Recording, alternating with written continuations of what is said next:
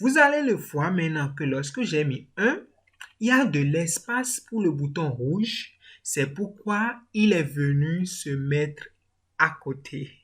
Donc, si je choisis le bouton jaune et que je mets 2, ensuite le bouton 3, toujours pas d'espace pour notre bouton bleu, je mets 3, vous voyez en même temps. Les amis, dans cette formation Elementor où nous allons apprendre les Flexbox, oui, cette formation serait principalement concentrée sur les containers, autrement appelés les Flexbox. Il y a plein de tutos déjà sur YouTube où vous avez la possibilité d'apprendre Elementor, n'est-ce pas? Mais avec cette formation-ci, c'est pour vous perfectionner, pour vous montrer en fait comment utiliser les Flexbox. Il y a pas tant de vidéos sur cela.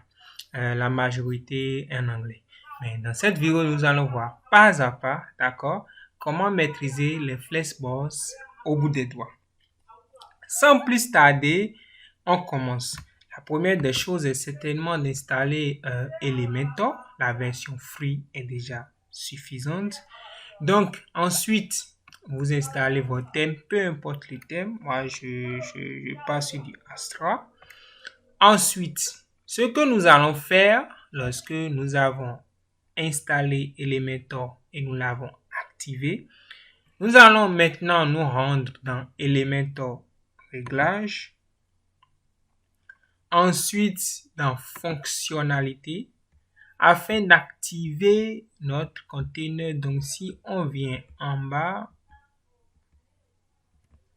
voyons container Flexbox par défaut. Chez moi, par défaut, vous qui avez la version récente d'Elementor, c'est activé par défaut. Vous allez le voir avec le point vert ici à ce niveau. Pour ceux qui ne l'ont pas activé, vous pouvez vous rendre dans fonctionnalité et l'activer ici. Vous cliquez là, vous mettez actif. D'accord les amis, nous pouvons commencer, nous pouvons s'y mettre. Let's go. Donc je me rends dans page et ensemble vous devez créer une nouvelle page. Dans mon cas, je l'ai déjà fait. Donc je l'ouvre avec Elementor dans un nouvel onglet. L'avantage avec Elementor et Flexbox, en fait les containers, vous avez la facilité de créer vraiment des designs complexes en fait. Nous allons tout voir dans les moindres détails. Donc, ce que nous allons voir ici, c'est les containers. Vous qui êtes déjà habitué avec les sections internes, vous allez vous rendre compte qu'il n'y a plus de sections internes ici, mais il y a plutôt les containers. D'accord? Donc, ce que nous allons commencer par faire, nous avons deux possibilités comme d'habitude. Si on clique ici sur plus, nous avons la possibilité d'ajouter notre structure. D'accord? Ou simplement glisser notre widget ou élément directement dans la partie que nous voulons. C'est la même chose. Donc, si je clique et je lâche, on commence par voir différentes sortes de choses. Ou dans la majeure partie des cas, nous sommes déjà habitués. Mais ici, nous allons nous concentrer sur ce que les conteneurs nous apportent en fait. Donc ici, la première des choses à voir avec les Flexbox, si je dis Flexbox ou container, sachez que c'est la même chose. D'accord? C'est que la première notion, c'est la direction. D'accord? Si nous voulons ajouter des éléments dans la version avec les sections internes ou autres, sans les Flexbox, nous n'avons pas la possibilité d'interagir sur la direction. C'est-à-dire quoi? Prenons un exemple très concret. Je suis dans le container ici, j'ajoute un test, j'ajoute un éditeur de test et j'ajoute un bouton. Donc là, j'ai un test, un éditeur de test, un titre, un éditeur de test et un bouton. Donc, je choisis maintenant mon container. D'accord, on est ensemble. Qu'est-ce qu'on a constaté ici? Que ça a été fait du haut vers le bas. Ça, c'est la manière par défaut. Et c'est ce que nous avons l'habitude de faire. Mais lorsque nous nous mettons dans le cas de mettre les choses côte à côte, nous sommes toujours confrontés au problème d'utiliser les sections internes en fait. Prenez un exemple très simple. Ici, c'est du bas vers le haut en fait. Comme nous voyons par rapport à la direction ici à ce niveau, si je clique ici, vous allez voir que ça se dispose de manière horizontale de la gauche vers la droite. Si je fais ceci, c'est la manière par défaut du haut vers le bas. Si je fais ceci, c'est l'inverse en fait de la droite vers la gauche et ici du bas vers le haut.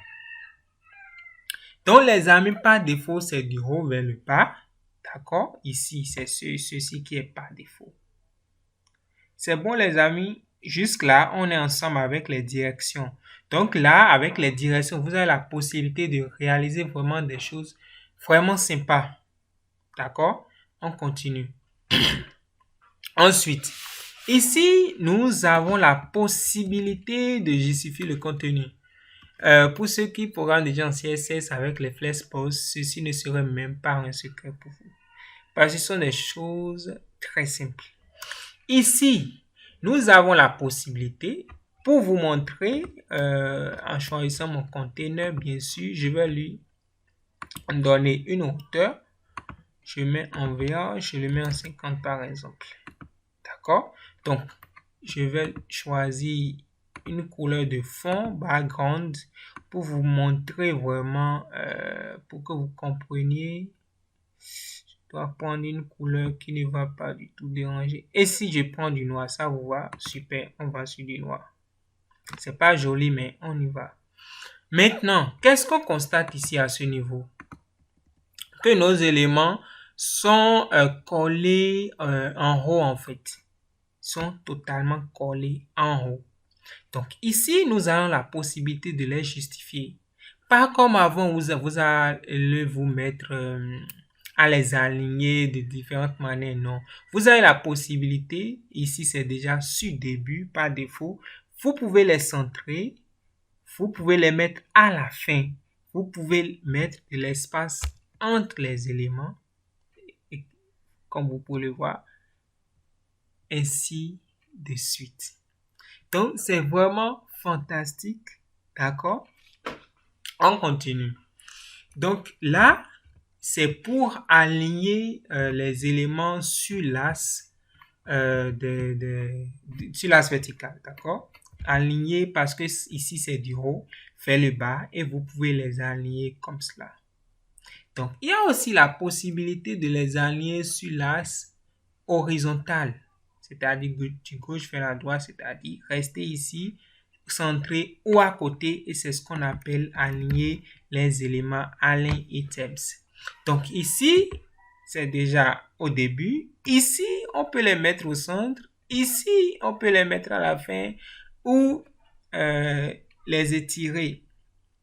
Donc, chers amis, ici, on vient de voir les b.a.-ba, le début. Donc, avec cela, on va réaliser un exercice. Nous aimons vraiment les exercices. Ici, c'est la pratique. D'accord? Donc, j'enlève et je reprends. Donc, je viens, je choisis 2. D'accord? 2 colonnes. Je clique dessus. Voici mes 2 colonnes. D'accord? Donc, ici, à ce niveau, je vais ajouter un titre que je vais mettre bienvenue sur mon super site. Ensuite, je vais ajouter un paragraphe que je laisse pareil. Ensuite, je vais ajouter un bouton. Cliquez ici, moi, ça me va. D'accord? Je laisse tout comme ça pour le design. Et je vais mettre une image. Je vais plutôt changer la couleur. Je change la couleur.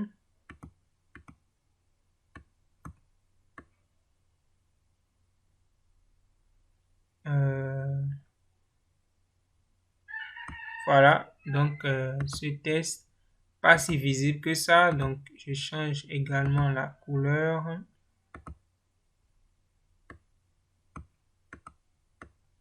D'accord? Ok. Là, je définis maintenant une hauteur. Ça, c'est l'exemple que je peux vous donner. Vous allez encore mieux comprendre une hauteur de 60. D'accord? Donc, je lui donne cette hauteur pour mon grand container. Et à droite, ici, à ce niveau, je vais ajouter une image. D'accord? J'ajoute l'image de cette personne. D'accord? Donc, chers amis, selon vous, soyez prêts à mettre la vidéo en pause. Selon vous, ici, nous avons deux colonnes, n'est-ce pas? Autrement dit, deux containers qui sont dans un grand container. Si j'ouvre le navigateur, ici, vous allez voir, je déplie. Nous avons un grand container, c'est le grand container qui contient deux autres containers. D'accord? Si je vais vous utiliser le langage d'avant, vous qui êtes habitué avec les sections, je dirais j'ai une section avec deux colonnes. C'est bon? Donc ici, avec mon grand container, dites-moi quelle direction je vais cacher. Voilà, quelle direction a mon grand container ici? C'est sur quelle direction? Vidéo en pause. 1, 2, 3. Let's go. C'est du gauche, de la gauche vers la droite. C'est-à-dire horizontal. Ce qui veut dire que si je vais mettre ce container en bas de ce container, si j'aimerais que mes containers soient alignés plutôt verticalement, je viens ici, je mets vertical. Et ça le fait du bas vers le haut. On est d'accord. Donc, c'est du gauche vers la droite. Donc, mes éléments sont alignés de cette manière. Donc, si je veux, par exemple, centrer mon contenu ici, dans ce container, je viens choisir ce container-ci et je viens au niveau de centrer et je centre. On est d'accord. Donc, nous allons passer à un autre exercice pour voir encore plus les notions restantes. D'accord? Donc, ici, j'ajoute deux colonnes. Ici, avec ce container, avec ce container, je choisis la couleur. Je choisis la couleur verte. Ici, je choisis la couleur rouge. Super. Ici, comme on peut le voir, il n'y a pas en tant que tel d'espace entre nos colonnes. Mais nous rêvons de mettre des espaces entre nos containers. D'accord? Parfois, je dis colonne, je dis container pour que vous cerniez en fait. D'accord? Donc, ici, à ce niveau, c'est ce qu'on appelle les caps en fait. Donc, il suffit de choisir le grand container. Le grand container. D'accord? Très important. Il y a plusieurs possibilités pour faire ceci. Avant, vous pouvez mettre la marge, ce que je ne trouve pas trop esthétique. Donc, si je choisis mon grand container, je viens en bas ici à ce niveau. Et ici, nous allons voir les écarts, autrement dit cap. Nous avons la possibilité de mettre des écarts colonnes dans les colonnes, c'est-à-dire, dans notre cas, si par exemple je mets du 20, vous voyez que ça met de l'espace ici à ce niveau parce que c'est là les colonnes, mais les lignes, c'est du haut vers le bas. Donc, même si je mets 20 ici, on ne voit rien pour le moment. Donc, ce qu'on va faire, d'accord, je duplique ceci. Lorsque je duplique, ça s'est mis à côté. Pourquoi pas en bas, les amis? Parce que notre grand container, la direction est de la gauche vers la droite, c'est-à-dire horizontale. Donc, si je veux que ça soit vertical, je le fais de cette manière et vous allez voir qu'il n'y a pas d'espace entre mes containers. Donc, je devais mettre au niveau de la ligne les marges, les écarts. Qu'est-ce que vous en pensez? Donc, ce que je vais faire, je mets la vidéo en pause, je réalise un petit exercice, je mets la vidéo en play, vous voyez l'exercice, vous essayez de reproduire cela en mettant pause et on va le faire ensemble. Une vidéo vraiment interactive, d'accord? Ok, voici l'exercice que vous devez reproduire. Voici à quoi ça ressemble. Si je déplie, vous pouvez voir à quoi ça ressemble, d'accord? Si je déplie, voilà. Donc, essayez de reproduire cela. Pour indice, faites de conteneur et faites, on se retrouve juste après. Ok, si vous êtes à ce niveau, c'est parce que vous avez déjà essayé de reproduire quelque chose. D'accord? Si tel n'est pas le cas, veuillez s'il vous plaît ne pas continuer. Pour ceux qui se sont bloqués, c'est pas grave, vous êtes là pour apprendre. Et on va voir ensemble comment faire ces deux designs très très simples, juste pour avoir une idée de ce qu'on vient de faire. D'accord? Donc, sans plus tarder, on va commencer. Let's go. Je fais deux containers. Maintenant, on essaie de reproduire ce design. La première des choses, c'est qu'on sait que c'est divisé en deux parties. D'accord? Il y a notre image, il y a ceci. Pourquoi? Parce que la direction de l'image des deux tests et du bouton n'est pas la même. Les tests et le bouton sont alignés du haut vers le bas, mais l'image ne l'est pas avec eux. L'image est plutôt à gauche et ceci est plutôt à droite. Donc, première des choses, c'est de mettre la direction pour notre grand container ici à ce niveau, le container qui va regrouper notre élément ici. C'est de le mettre de la gauche vers la droite, n'est-ce pas? Premièrement, il devait avoir une image, donc on commence par importer notre image. Donc, je fais sélectionner, d'accord?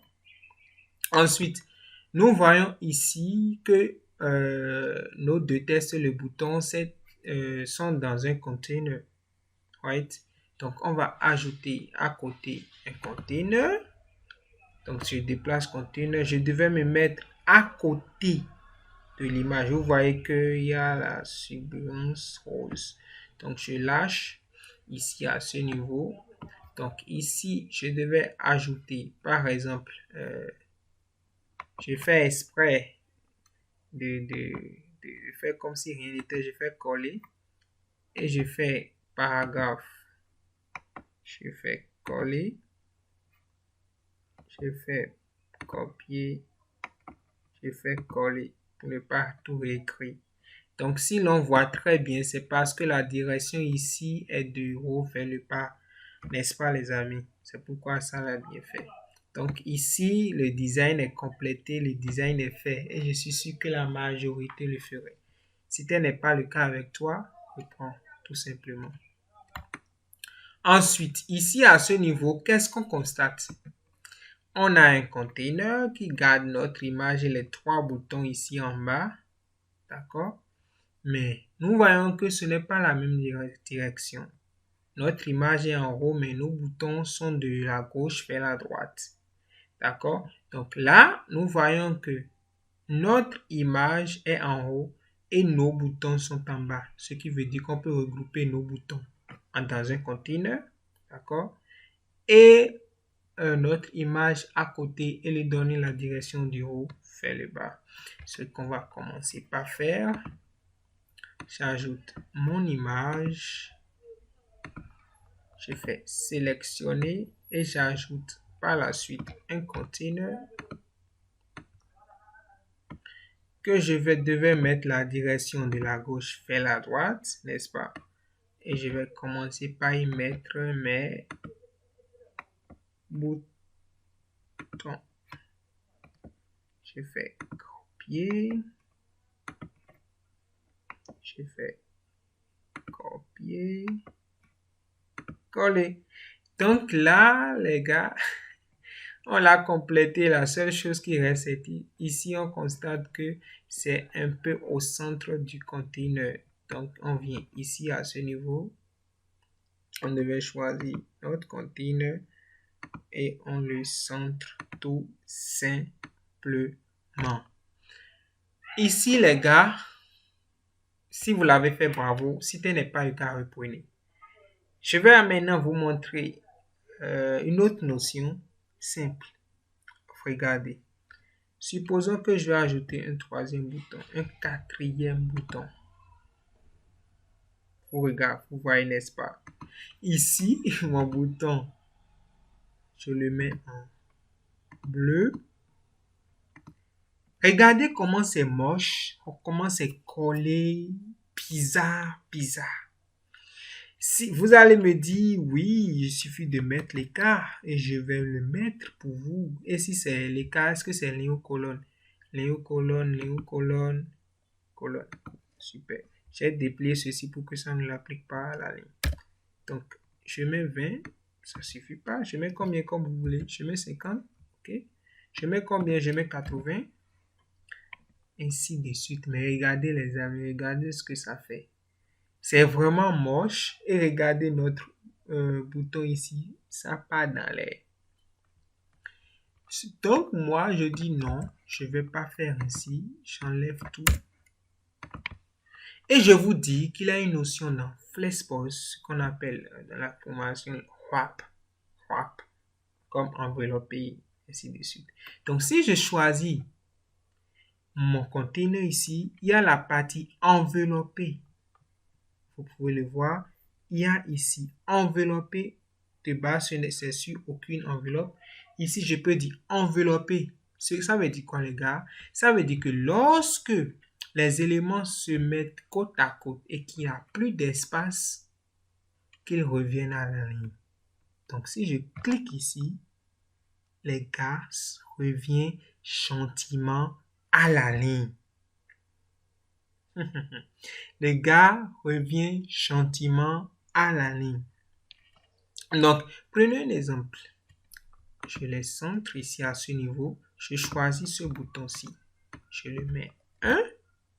Vous allez le voir maintenant que lorsque j'ai mis 1, il y a de l'espace pour le bouton rouge. C'est pourquoi il est venu se mettre à côté. Donc, si je choisis le bouton jaune et que je mets 2, ensuite le bouton 3, toujours pas d'espace pour notre bouton bleu, je mets 3, vous voyez en même temps qu'il y a de l'espace pour notre bouton et il se met gentiment à côté. Donc les amis, les Flexpos, c'est de la magie tout simplement. Vous pouvez tout faire. Tout. Vous êtes capable de tout faire. Dépendamment de votre compréhension, certainement qu'il y aura d'autres vidéos. Et surtout, vous voyez les vidéos tuto, les démonstrations qu'il y a sur la chaîne. C'est les conteneurs, les Flexpos qui sont utilisés. Donc, il faudrait les maîtriser. On pourrait avoir d'autres exercices parce que je ne veux pas que la vidéo soit très longue. Donc, en fonction de ces choses qu'on vient de voir, vous pouvez faire beaucoup d'autres choses. C'est vrai qu'il y a d'autres choses à voir avec les conteneurs dans la partie avancée. Ici, à ce niveau, auto-aliment, cette genre de choses que je vous dis. Anyway, ce qu'on vient de voir, chers amis, vous pouvez faire tout avec. Vous pouvez tout faire. Agencer des conteneurs dans d'autres conteneurs, les donner la direction pour avoir le résultat voulu. D'accord? Donc, il y a tout ça, les amis. Donc, je vous dis vraiment du courage, exercez-vous et rendez-vous à la vidéo prochaine où on verra également, on va continuer notre série, comment réaliser des designs complexes avec Elementor. Donc, je vous dis à tout moment. Peace.